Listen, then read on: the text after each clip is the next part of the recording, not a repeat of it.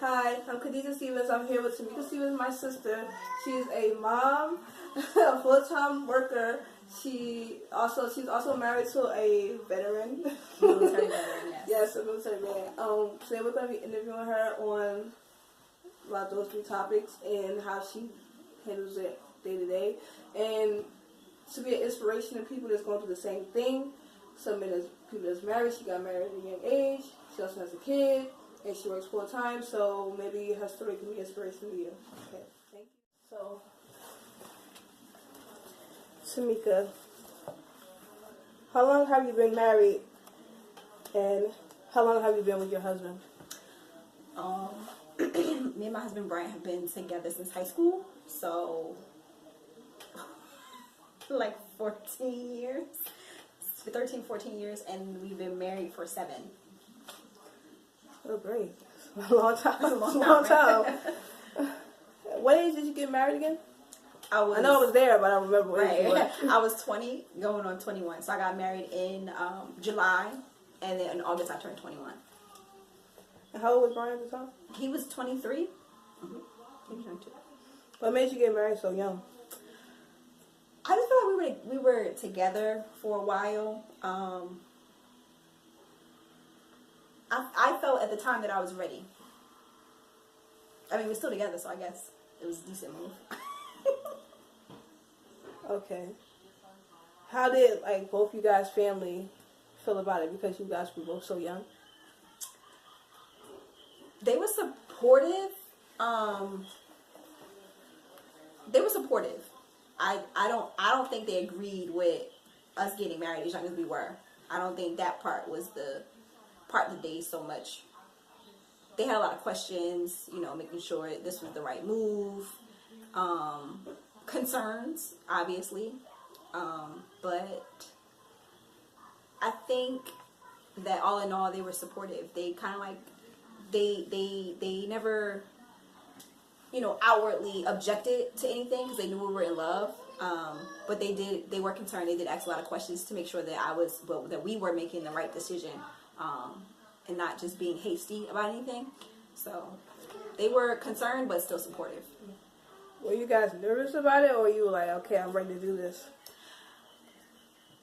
I think I was nervous about the ceremony in and of itself, getting of the married. I just was more so thinking of, we're finally going to be able to be, together. We're going to be married. We're going to be able to live together. We're going to be able to do all of these things we were talking about, all these things we wanted to be. It's not just, I come over and hang out with you or see you, or we go on dates and things like that. It was more of a, finally we get to be 100% together, committed.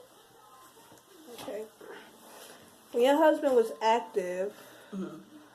What was it like living on base? Actually, we didn't live on base. We were allowed to live off base. So that was okay. So my husband was in the Army. He was in the Army for 4 years.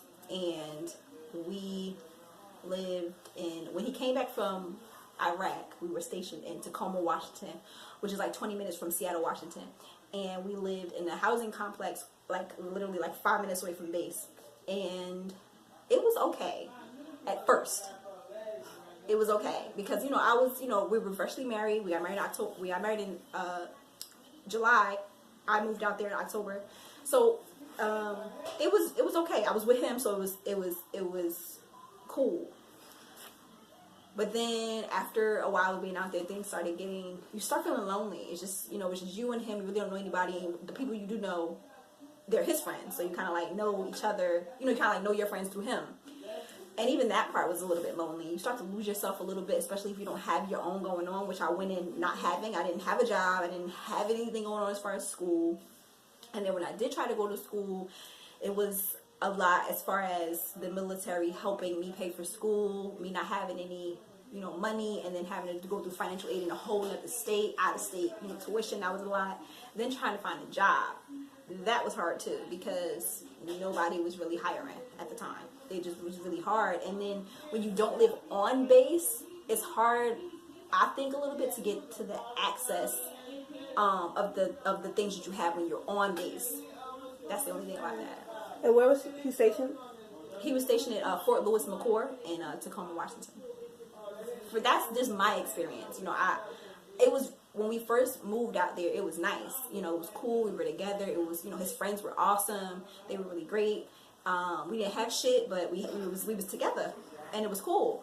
And then things just started to get progressively harder when I didn't have I have a job, because I came from being very independent and having my own to leaving all of that to go and be with him. So it kind of got harder. So, you know, but he got out of the military after that. His 4 years were over and we left in May of like the following year or something like that. You said it was 4 years? 4 years, but we were married his last year in the military. Yeah. Oh, okay. And yeah, so years went by. Yeah, years have gone by. You guys came back over here, back to Jersey. Back to Jersey, yeah. Yeah, and a little while after you guys got pregnant. Yeah, we got pregnant. We got pregnant in 2015. I found out the day before Mother's Day. In 2015, I got pregnant. I was pregnant. And how old is your son Noah now? Noah will be 2 on January 5th. My little monkey. How did you handle this process of being pregnant while working? Because at the time, I know you was a supervisor. Well, you were a manager. Yeah, I was a manager. Yeah. So, it was cool. You know, I found out I was pregnant. I found out early. I was fortunate enough to kind of like, you know, catch on to the body changes. And I found out. And I didn't tell anybody in my immediate family at first that I was pregnant. And then I told my extended family after about 12 weeks, like 3 months or so. But I didn't tell my job till I was showing. I didn't tell my job nothing. I used to wear this sweater, so I would just like wrap myself in my sweater, and nobody knew. Literally nobody knew. Nobody paid me attention enough to know. So it was cool. I was okay. I was, you know, saving money, and you know, we were both saving money, and we were just both working, and you know, I was working, but my husband gets benefits from the VA from being in the military. He's like he got injured, so he doesn't work right now. He gets benefits from the military, so he was, you know, saving money. I was saving money. We were just working. And then when I told my job I got pregnant, you know, everybody was really happy for me. They was really, you know, excited or whatever. But once I told everybody I was pregnant, they started giving you like specialty treatment, like the employees, you know, the people you work with. And, oh, you know, Tamika, sit down, do that, relax, you know. So it was, I mean, I always just did what I always do, just work hard. I got a really good work ethic, I like to think. So I was just still doing the same thing I was doing, except, you know, people were paying me a little bit more attention, you know,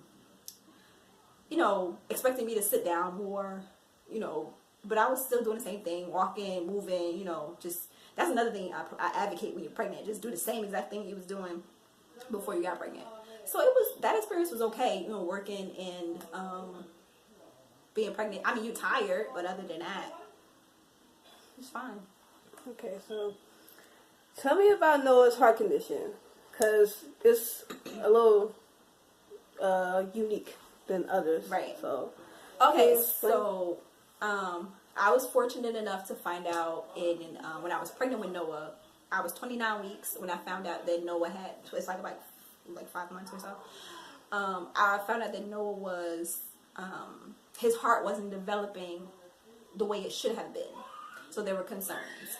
That whole experience was weird, because it was like I went for my ultrasound, and it literally was weird because we went in for my ultrasound and I'm laying on the table or whatever, and then the ultrasound technician is, you know, doing a little, you know, scanning my stomach and everything, and then somebody else walks in. And then they take over and they start scanning my stomach, and I'm like, all right, you know, whatever. It's probably like, you know, there's a teaching school, so they probably like, you know, students. And then somebody else came in. And then they just so I'm now at this point when the third person is in there, I'm like, what the fuck is going on? So then this doctor, who I later found out was a high risk doctor, came in and started doing an ultrasound. And then I'm like, well, what the hell is going on? So then after the ultrasound was over, they came to me and they told me that his heart wasn't developing the way it was supposed to for a fetus his size, and how far along I was. So then they sent us to a cardiologist, a specialist, a fetal cardiologist, which is still his cardiologist today, Dr. Faruqi. She's like the bomb. they sent us to her. She did the ultrasound, and then that's when we were sat down and we were told that Noah had a congenital heart defect. They believed was known as pulmonary atresia, which basically is blue baby syndrome. If you've ever heard of if you ever seen the movie Something the Lord Made with Mos Def, that's exactly what Noah has. It's called pulmonary atresia now. It's called pulmonary atresia now. But you know, back in the day, of course, when they were discovering all of these heart defects and things like that, it was called blue baby syndrome. If you're not, you know, if you're more familiar with that term than the pulmonary atresia. So then it was scary because it's your first baby, and you don't know what the hell that is. All you know is that your baby's not developing properly. So now you're wondering, okay, so what's gonna happen? What can I do? What am I doing? What did I not do? What happened? What should I have done? All of these things start going in your mind, like you did something wrong. And I really thought for a little bit that I did. Like, is it something that I did? But the cardiologist, you know, really, Dr. Faruqi is amazing. She really she just assured me right off the bat that it's nothing you could do, it's nothing you could have done, it's nothing that you didn't do or did do. This is just the baby. This is just the way that this individual child just developed, and he didn't develop with specific valves to help him, you know, with his heart. Basically, what pulmonary atresia is it's when there's no way for the baby to get oxygen to the lungs.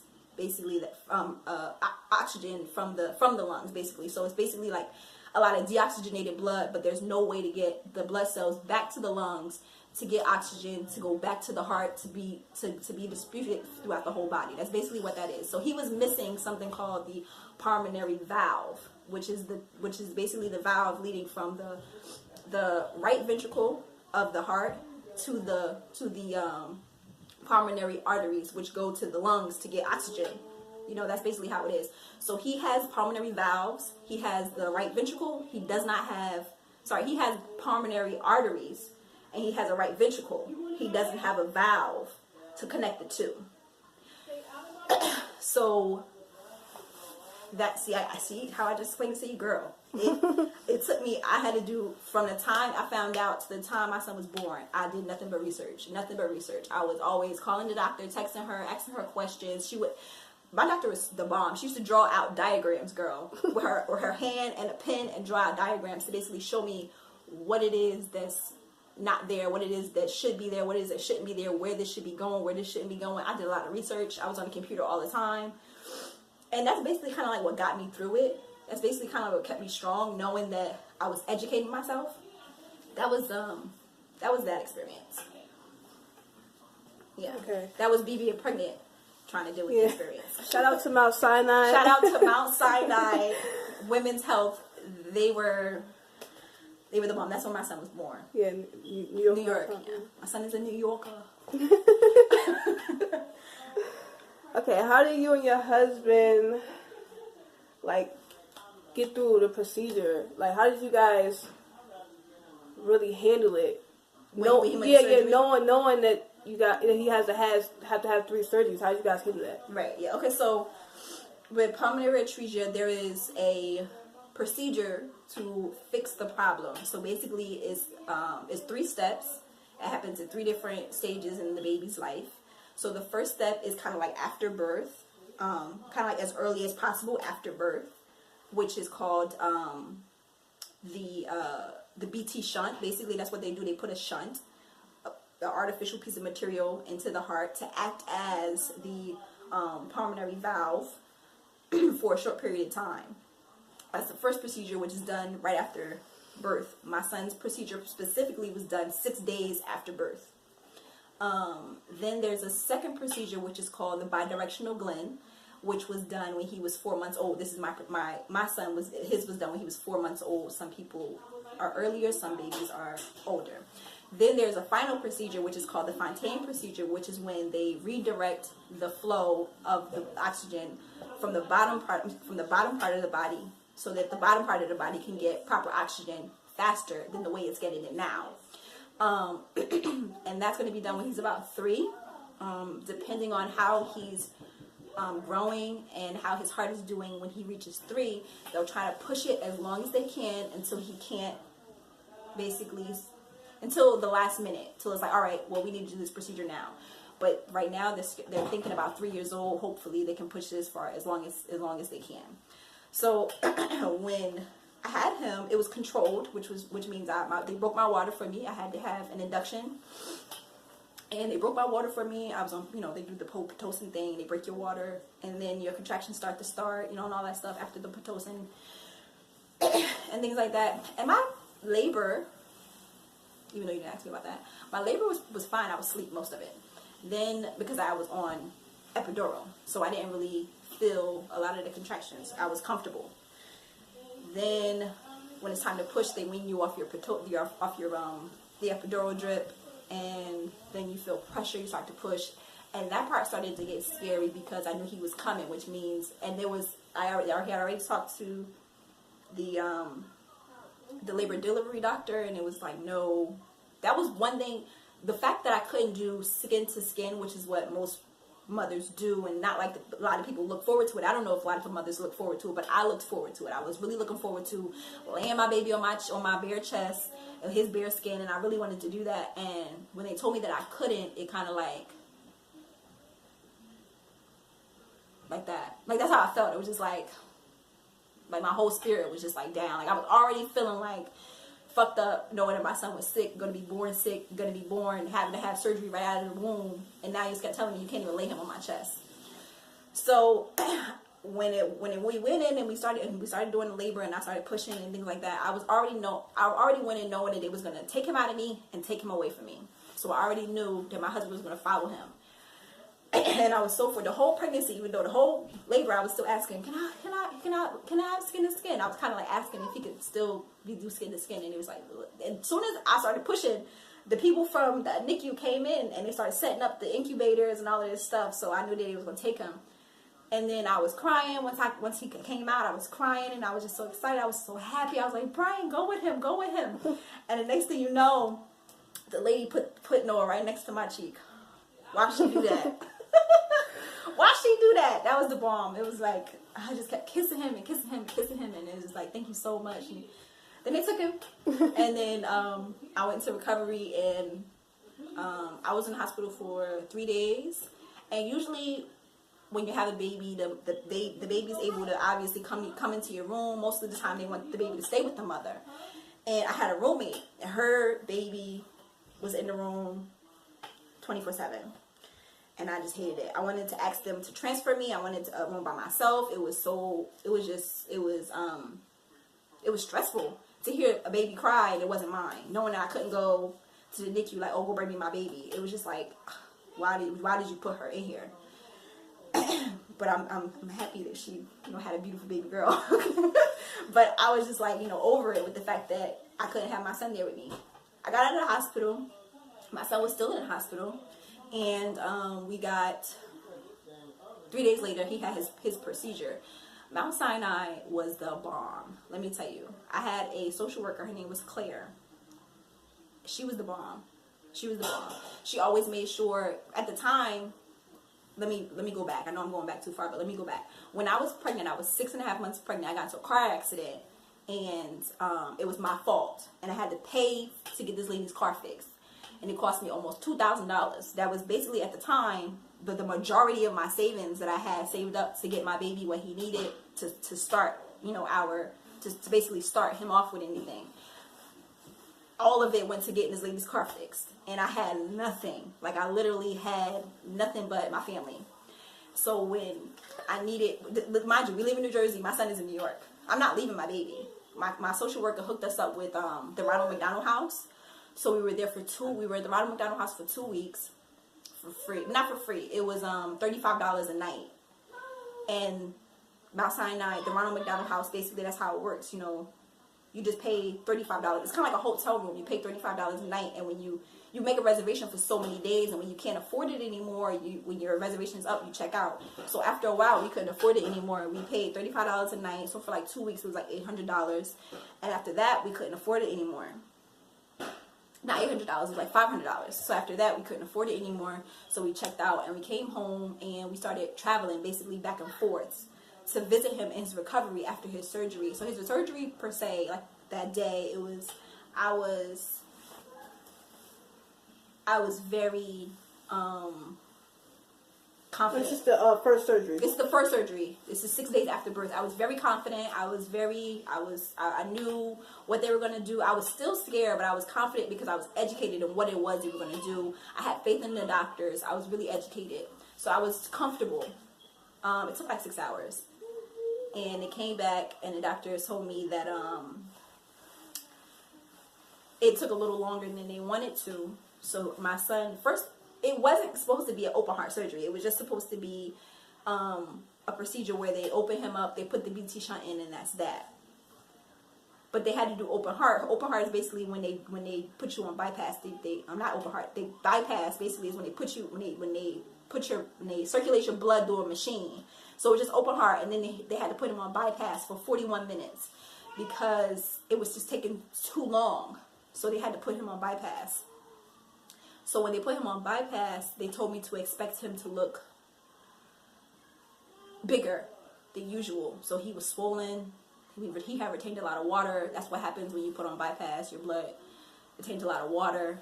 So he looked like sore when I seen him. And it was hard because he just looked just helpless. He had tubes and he was just helpless, and he was like squishy because of the water weight, and he was like pink. That's my baby now if you hear him in the background.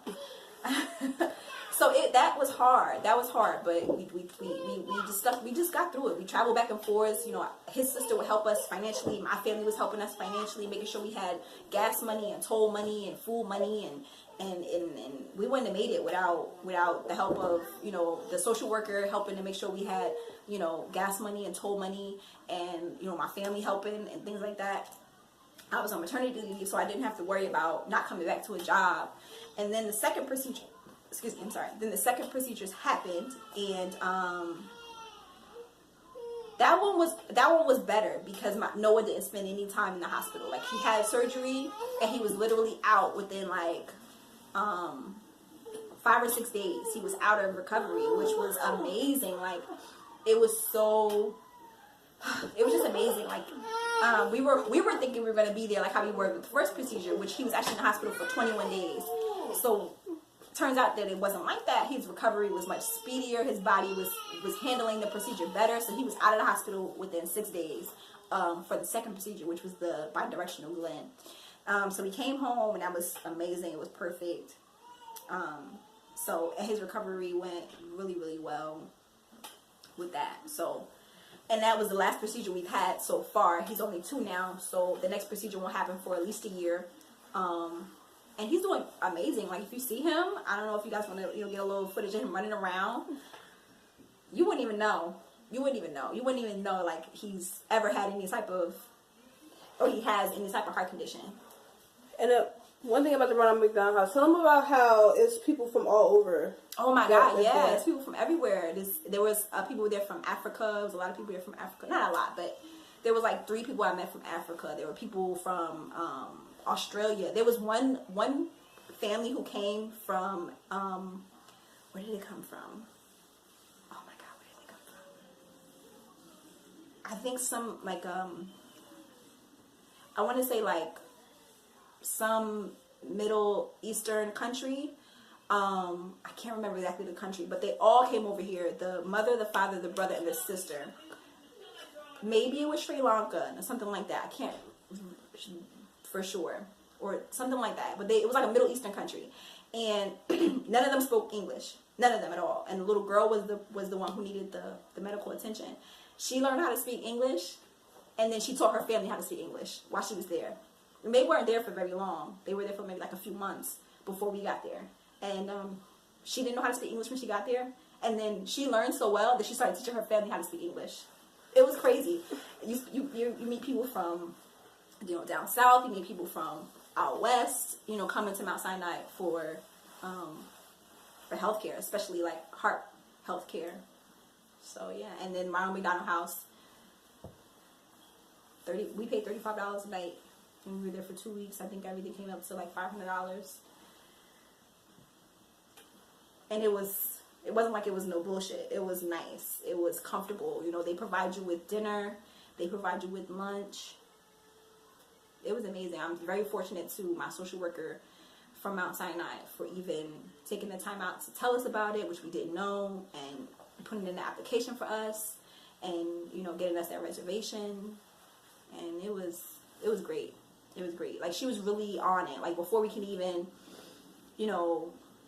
think about it, she was already on it. Oh, I'm going to do this for you guys and do that, and she made sure we had Harboring Hearts is another company. Is another charity that helped us out as far as making sure we had like gas money and tolls and money, extra money for food. You know what I'm saying? Harboring Hearts is a charity that helps people with heart disease and heart conditions, helps their family financially, helps them to make sure that they have some way to visit, so that they can have, toll money, train money, bus money, whatever they need, extra money, a little bit of money for food, you know what I'm saying? Just somebody there to say, it was really nice. You would get a little, letter basically saying that Harboring Hearts was there for you, and it was really nice. It was, my social worker was amazing. She definitely tried to make my experience, seem as supportive as she could. She was always there. She would even go visit Noah when we weren't able to go visit Noah. Like, sometimes we would have to go home for a couple of days to regroup, go to work, and she would just go by and visit Noah. She would call me, I visited Noah, he's doing good. Amazing. So yeah, Ronald McDonald House, Harboring Hearts, those organizations were like godsends. So tell us how important it is for family and friends supporting a situation like this. Yeah, like I said, I wouldn't have made it through this without, the help of my family, my husband's family, not just with the financial support, but, with everything. People was always coming to go see Noah, you know what I'm saying? So it was just having somebody there, like, you okay, you all right, just coming to sit with us. It was nice.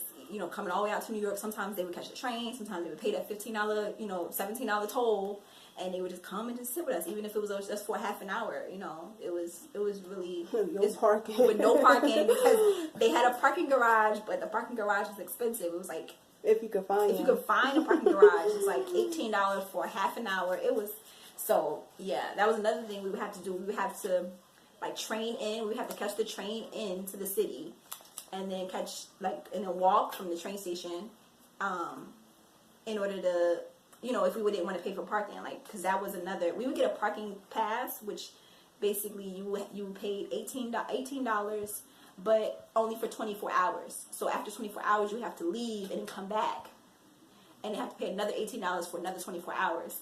And that was good because, usually it's like I said, it's like $32 for 2 hours. So it's good, but like I said, when you're not working, when you don't have any money, when you just ruined your whole life savings on a car accident that you caused, $18 is a lot of money. So we would have to leave the car, catch the train, and we would spend, sometimes we would be so tired that he would stay for a day or 2 days, and then he would come home, and then I would go and I would stay for 2 days or so, and then I would come home, and then we would just go back and forth, vice versa, because it was just because once Noah started doing better, they would move him to a higher floor, which basically meant his recovery was going well. But once they do that, the comfortability level for parents gets worse.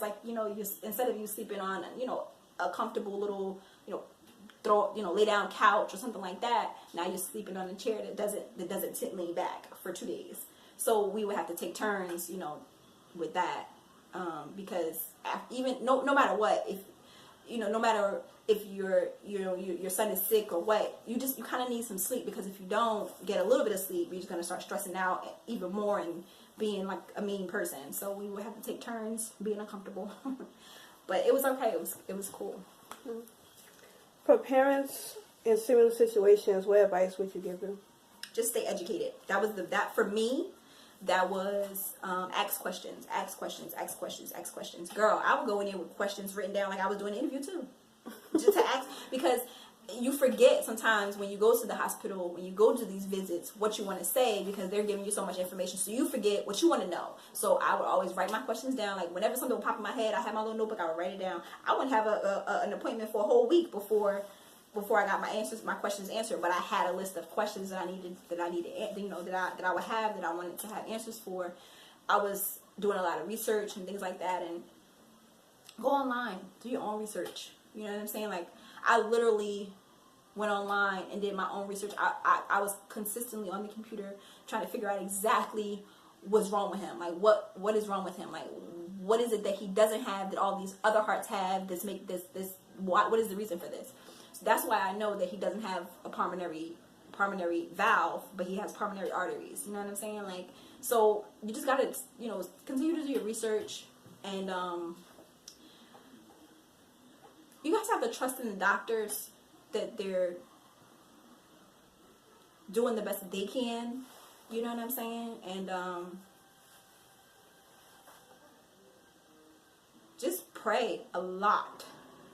Like, I would have moments when, like, sometimes when I would be there for a couple of days and I would be tired and I just felt like he was just still sick, or sometimes, like, there was a moment when he was eating through the feeding tube, and then there was a moment when they couldn't do it anymore, and they had to take the tube out, and they had to do IV fluids, and that was kind of like a step back, and it hurt my feelings, and it just made me depressed for a little bit.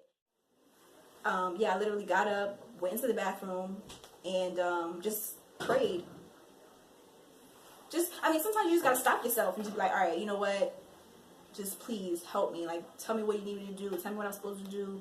I know you got my back, Lord. Just give me something. Just give me something, and then he gives you something where instead of him feeding through a feeding tube the next time, he can suckle through a bottle, which was really nice because you get to hold him and you get to feed him, which was nice. Yeah.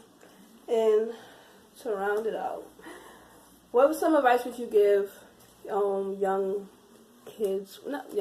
people deciding to get married, like young? Okay. I always say this: if I knew then what I know now, I would have still married my husband, but we wouldn't have gotten married when we were 20, 21 years old, 22 years old. We would be married, but we wouldn't be married as long. We would definitely, I would advise, me and my husband didn't live together before we got married. So I would probably advise people to, I'm just one of those people, kind of like, you need to test the milk before you buy that cow. So I'm one of those people who advocates living together, or at least some sort of cohabitation before you get married. And me and my husband didn't do that. So in the beginning stages, there was a lot of like friction because we didn't really know what it was like living with each other, not just for a night, but forever, So at first it was a little bit of friction. So I definitely advocate kind of some sort of cohabitation, whether it's spending weekends together or every other night together. At first it was nice, you go through the honeymoon stage, but after a while you figure out, well, damn, you kind of like do things that I don't really agree with. And that's the part about living with somebody before you commit to something 100%. I didn't do that. I didn't live with my husband before we got married. And that's one thing that I do advise. You need to cohabitate in some type of way for an extended period of time before you commit to that, because you have to really know the person. So that's one thing I do advocate. Just wait a little while.